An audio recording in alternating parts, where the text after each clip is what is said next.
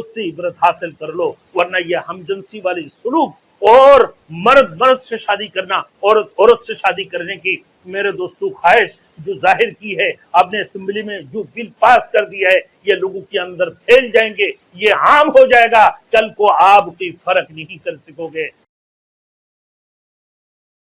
Thanks for watching. Don't forget to like, comment, share and subscribe to Maulana Habibullah Ruhani Official. حضرت لوط علیہ السلام نے فرمایا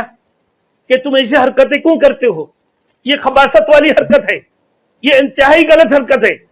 ایسی حرکتیں نہ کیا کرو، ہم جنسی والی حرکتیں۔ لیکن میرے دوستو یہ تو کسی کو معلوم بھی نہیں تھے،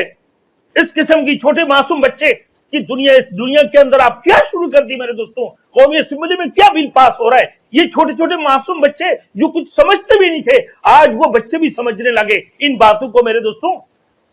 جو پورے میڈیا والے سارے کے سارے میرے دوستوں ہر طرف یہ بات جو ہے نا میرے دوستوں، یہ آواز اٹھنا شروع ہو گئے میرے دوستوں۔ لوگوں کو یہ سمجھنا چاہیے، ہمارے میڈیا والے بھائیوں کو بھی اسی انداز سے بات کریں، میڈیا والے بھائیوں سے بھی ہمارے یہ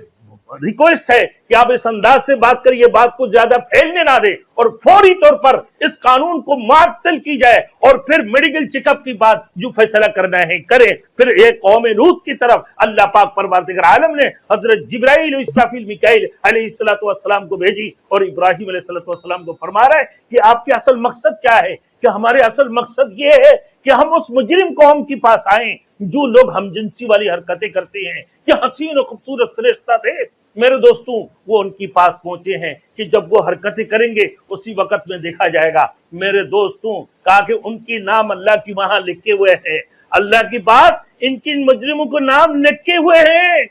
یہ اللہ نے لکھ کر رکھ دی ہے کہ ان لوگوں نے ایسے ایسے حرکتیں کی ہے، اور یہی لوگ ہیں۔ اس میں سے ایک حضرت لوط علیہ السلام کی بیٹیوں کے علاوہ اور باقی کوئی بھی ایمان والے نہیں تھے، سارے کے سارے کافر تھے، اور بلکہ حضرت لوط علیہ السلام کی اہلیہ، ان کی بیوی بھی کافروں میں شامل تھے، ان مجرموں میں شامل تھے۔ ہاں میرے دوستوں، پھر اللہ رب العزت کو غصے اور جلال آئی میرے دوستوں، پھر زمین کو اٹھائی اور پٹک کے اوپر سے پتھروں کا بارش کر دی میرے دوستوں، پھر زمین کو اوپر اٹھائی، اور پھر اللہ پاک پروردگار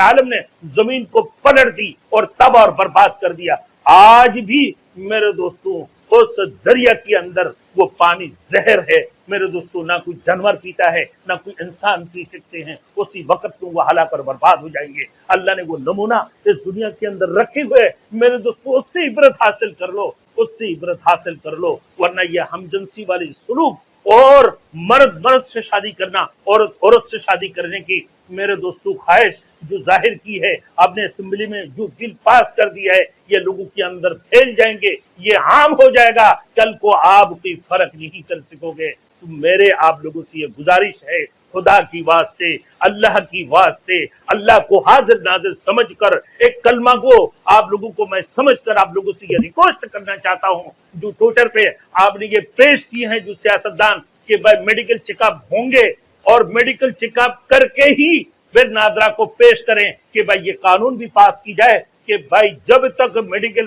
چیک اپ نہ ہو، جب تک ڈاکٹر ان کو چیک اپ نہیں کرے، جب تک ڈاکٹر تحریری طور پر ان کو لکھ کے نہ دے یہ میل ہے یا فیمیل ہے، تب تک ان کی شناختی کارڈ نہ بنایا جائے اور ان کو کسی صورت میں شناختی کارڈ نہیں دی جائے۔ تو لہذا ڈاکٹر اگر سلیکٹ کر دے ہاں یہ میل ہے اور یہ فیمیل ہے تو صورت میں ان کی شناختی کارڈ جاری کر دی جائے۔ لہذا آپ قومی اسمبلی کی ممبران حضرات سے ہماری یہ گزارش ہے، اللہ کی واسطے، خدا کی واسطے اسلامی جمہوریہ پاکستان کو بدنام مت کرو، اسلامی جمہوریہ پاکستان کو بدنام مت کرو۔ اللہ آپ سب کو ایمان نصیب عطا فرمائے، ایمان کی قوت اور جذبات عطا فرمائے۔ وآخر دعوانا ان الحمدللہ رب العالمین۔